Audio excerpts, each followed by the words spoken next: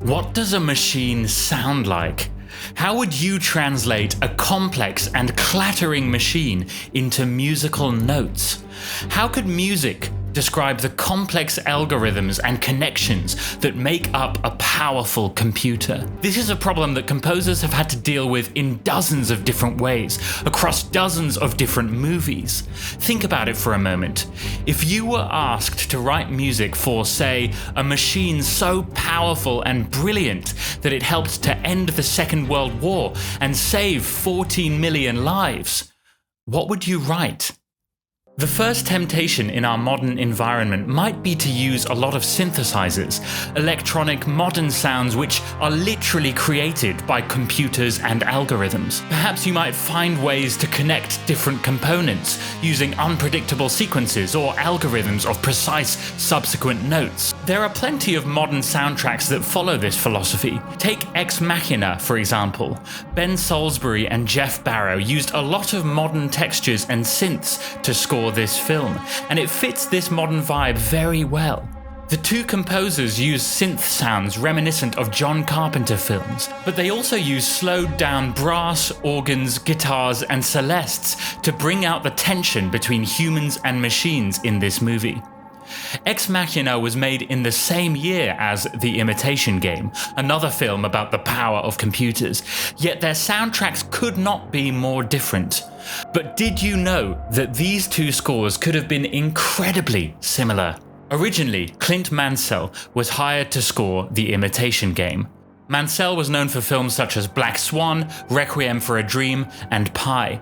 He is a composer that mostly uses electronics in his music, and he might have written a fully electronic score for The Imitation Game. However, a year later, Mansell was replaced by the renowned French composer Alexandre Desplat.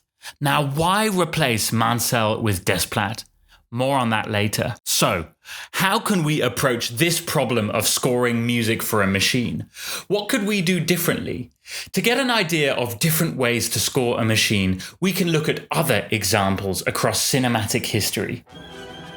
One of the first great scores about machines is Metropolis, a film by Fritz Lang which was scored by Gottfried Huppertz and premiered in 1927. Scored for a full orchestra, this is modelled on the symphonic tradition of Wagner and Strauss. In the first scene, you can hear repeating woodwind and percussion patterns, almost atonal brass melodies which consist of a repetitive sequence of syncopated whole and half-tone steps that sound enormously constricting.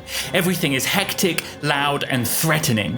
The machine in Metropolis is not a clean computer working on itself. It needs many hard-working people that keep the machine running. And when human error occurs, the workers are sacrificed. They die. But immediately afterwards, a new set of workers moves up to continue the process. The machine, just like the music, never stops. It is the master and the ruler over the people, and the music captures this masterfully. Another great example of music for machines comes from Don Davis's score for The Matrix. Don Davis doesn't really use melody or theme as a leitmotif. He rather uses rhythmical ideas and patterns. Often ostinatos overlap each other across many different parts, representing the many lines of code on the computer screen. The machines here are often represented through this metallic sound, which consists of piano, anvils, bass drum, timpani, Bartok pizzicati, which is a sort of snapping effect, suspended cymbals, chimes, field drums, slapsticks, tam-tam, piatti, and snare drum. It's absolutely brutal and heavy-hitting. He uses the anvil almost as a motive, forming a connection to Richard Wagner. Wagner himself used the anvil to depict the laboring of dwarf slaves. Here, it has some kind of mechanical, industrial brutality about it. After all, the humans, in a way, are slaves to the machine. In another part of the film, Neo is unable to speak, and there is serial music using the 12-tone technique invented by composer Arnold Schoenberg.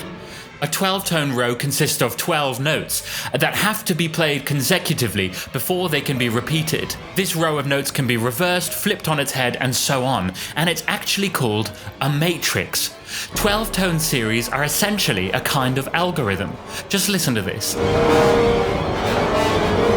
Of course, Don Davis here was very inspired by the minimalist pieces of John Adams, and sometimes you can hear great similarities, such as this one.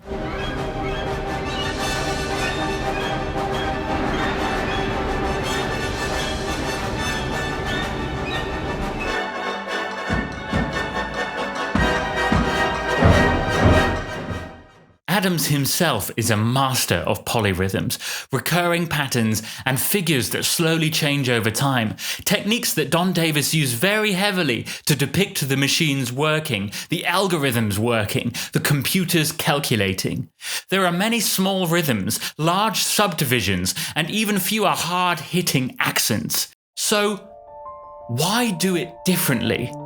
All these different ways of scoring machines were possibilities for the score of the Imitation Game, but none of these strategies were used in this soundtrack.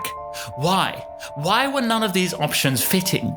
Well, with the Imitation Game, things are a bit different.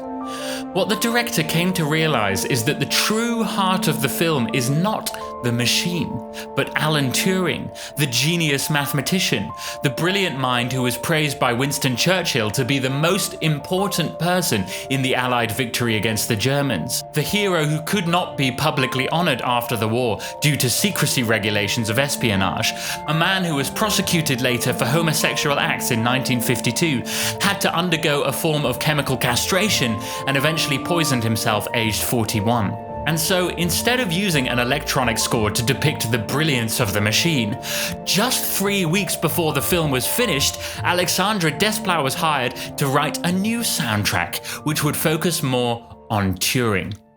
As Desplat said, "I never thought the orchestra should be big. I thought we should focus on him, and that's it." The other thing is that it's very hard to understand what's happening in someone's brain and what goes into their experience and their death. The music has to say a lot. Desplat's music has to express what Alan Turing can't say. His mind is so complex and so extremely fast, and it works in a way that few people can truly understand. Desplat depicts that in Turing's main theme, called The Imitation Game. He uses a computerized piano pattern combined with other sequenced piano arpeggios, which form a duet between chosen and randomized notes, a counterpoint between humans and machines. He used an orchestra because he felt the electronic stuff was not sufficient to express the period. But even then, it wasn't a big orchestra.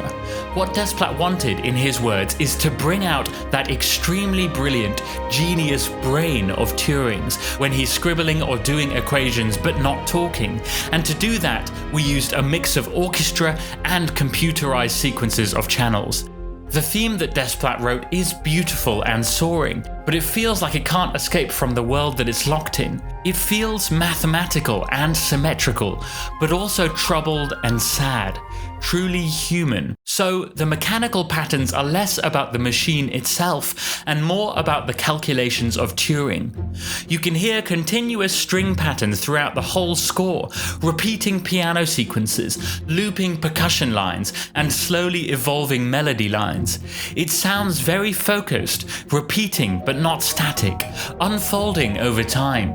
It sounds almost like the music figures itself out while it's continuing, and it deciphers a big mystery over time.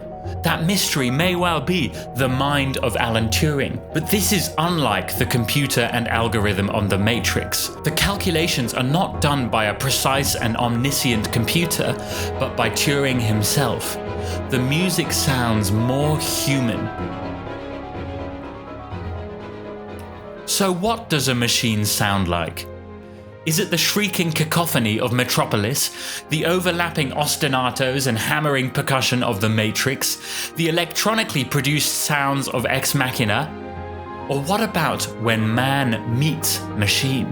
When a brilliant mind with a sad heart comes to create one of the most important machines of the century? This score captures both the emotional and the intellectual side of Turing in a very special way.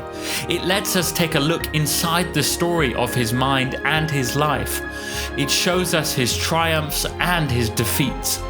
Desplat and his team completed an astonishing 6 film scores in 2014, 6 completely different styles of movies and soundtracks.